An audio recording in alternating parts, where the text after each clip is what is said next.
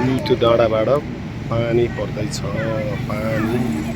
त्यसरी पर्दैछ हेर्नुहोस् है अहिले थोरै थियो अहिले अलि बढेर आएको छ सुरुवात भएको डाँडाबाट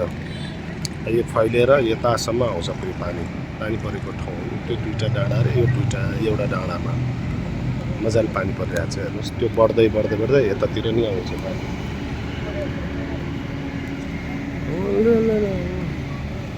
हेर्नुहोस् कालो बादल छ त्यो पानी पुरै सरर फैलिँदैछ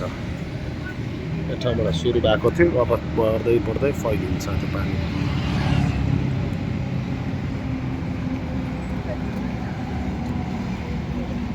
हेर्दै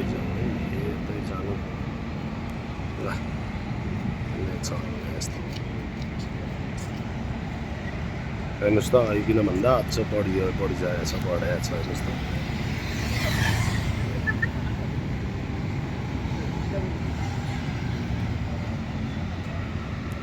यो यतापट्टि डाँडामा चाहिँ के पनि छैन